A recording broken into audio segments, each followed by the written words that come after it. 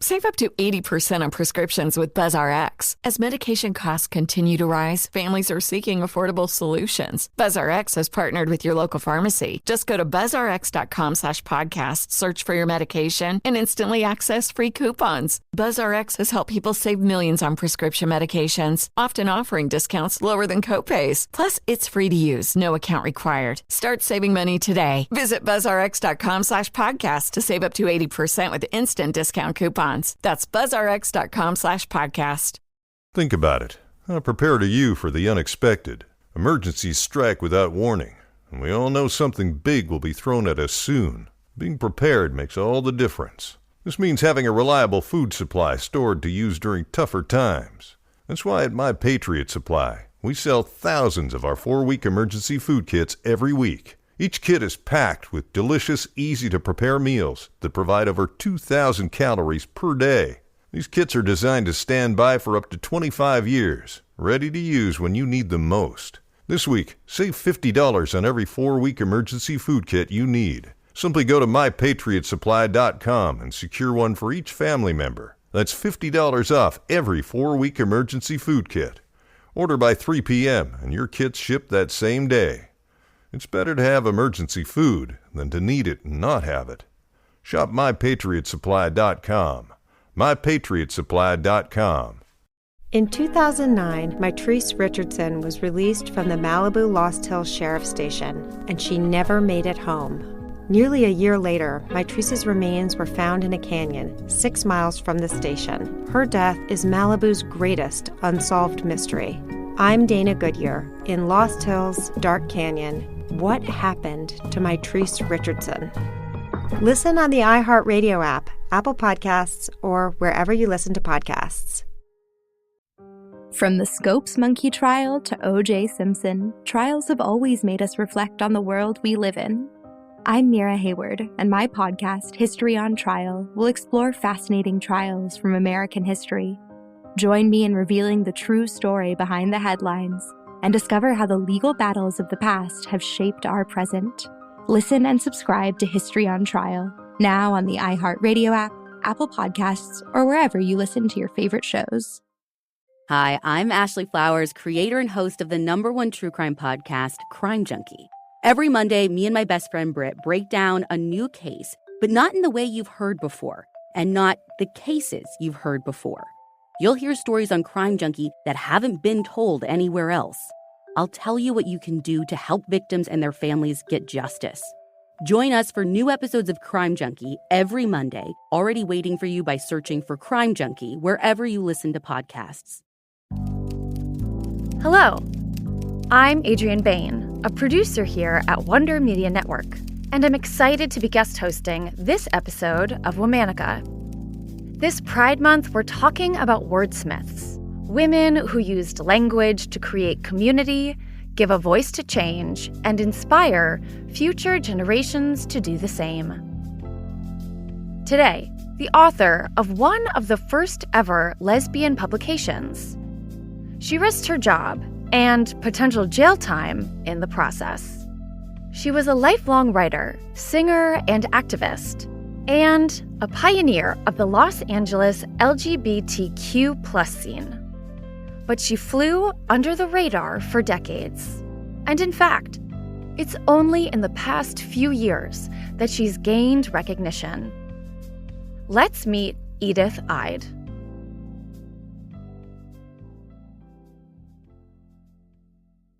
Edythe Eyde was born in Northern California in 1921.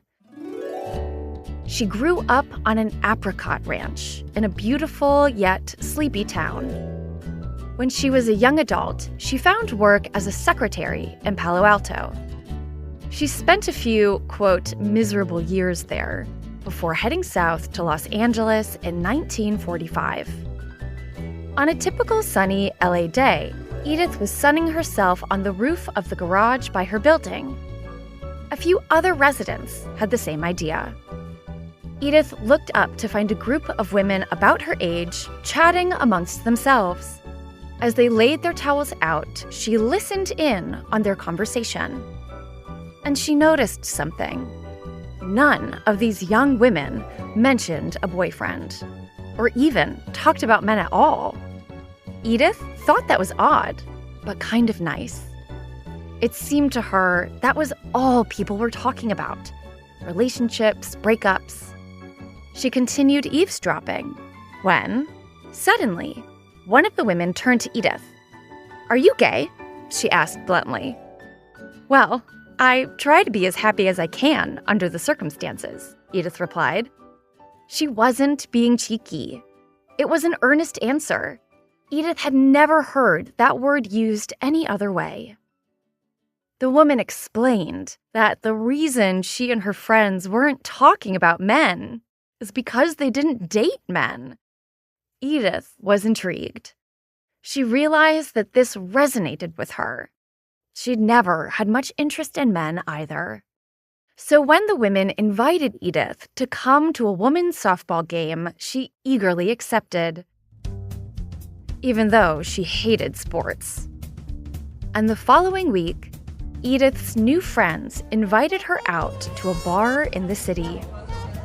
I looked around me and tears came into my eyes, partly because of the cigarette smoke, she said in an interview years later. It was a gay bar, and looking around, Edythe realized she found her place and her people in the lesbian community of Los Angeles. By 1947, Edythe was working as a secretary at RKO Radio Pictures, one of the top film studios. The work was demanding, but Edythe was a fast typist. She zoomed through her work and started on a personal project. Inspired by all the women she met, Edythe began writing and collecting works of poetry, fiction, and arts reviews. It was all by and for lesbians. And this was also in the days before the copy machine, so Edythe had to clandestinely type up a copy of the publication using carbon paper. And repeat. Until she had enough copies to give out. Edythe wasn't just risking her job. At the time, there were laws prohibiting the distribution of queer materials through the mail. Just publishing an article about the life of a lesbian could have landed Edythe in jail. But she carried on. Thus, Vice Versa, the first ever lesbian publication in the U.S., was born. In the first issue, Edythe wrote that the magazine was dedicated to, quote, "those of us who will never quite be able to adapt ourselves to the iron-bound rules of convention." Edythe handmade a total of 9 issues of the magazine. But by 1948, she couldn't keep up with the demand. And RKO Studios had just been sold, meaning she'd have to find a new job. So that was the end of Vice Versa. But it was just the beginning of Edythe's work. She was a regular at the Flamingo, a popular gay bar in Los Angeles. At the time, this was also risky. Police would often harass patrons at gay and lesbian bars like the Flamingo, finding reasons to arrest them. It was something Edythe couldn't help but worry about. There were also people who would frequent the bar just to harass Edythe and her friends. Some of them would even get up and perform, writing songs that mocked the Flamingo's queer performers. Edythe decided to respond in kind. She wrote fun, folksy parody songs. "Gonna sit right down and write my butch a letter" was her play on a popular song at the time, "I'm gonna sit right down and write myself a letter." She created the culture that she wanted to see, one that wasn't demeaning to queer people or crass. Edythe adopted a pen name, Lisa Ben, an anagram for lesbian, and continued to write songs and poetry. For her sci-fi fan fiction, she used a different pen name, Tigrina. Edythe was also part of the Daughters of Bilitis, one of the earliest lesbian activist groups in the country. But for all of her creative accomplishments, anonymous and otherwise, Edythe lived a relatively quiet life in Los Angeles. It wasn't until 2010 when the full scope of her work was widely recognized. That year, she was inducted into the National Gay and Lesbian Journalist Association Hall of Fame. And in 2015, she received the inaugural Lisa Benn Award for Features Coverage, in recognition of Vice Versa. She died that same year, on December 22nd. She was 94 years old. All month, we're talking about Wordsmiths. For more information, find us on Facebook and Instagram at Womanica Podcast. Special thanks to co-creators Jenny and Liz Kaplan for having me as the guest host. Talk to you tomorrow.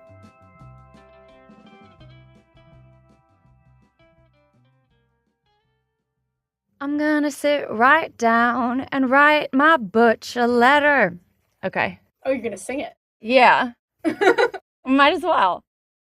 In 2009, Mitrice Richardson was released from the Malibu Lost Hills Sheriff Station, and she never made it home. Nearly a year later, Mitrice's remains were found in a canyon 6 miles from the station. Her death is Malibu's greatest unsolved mystery. I'm Dana Goodyear. In Lost Hills, Dark Canyon, what happened to Mitrice Richardson? Listen on the iHeartRadio app, Apple Podcasts, or wherever you listen to podcasts. From the Scopes Monkey trial to O.J. Simpson, trials have always made us reflect on the world we live in. I'm Mira Hayward, and my podcast, History on Trial, will explore fascinating trials from American history. Join me in revealing the true story behind the headlines and discover how the legal battles of the past have shaped our present. Listen and subscribe to History on Trial, now on the iHeartRadio app, Apple Podcasts, or wherever you listen to your favorite shows. Hi, I'm Ashley Flowers, creator and host of the #1 true crime podcast, Crime Junkie.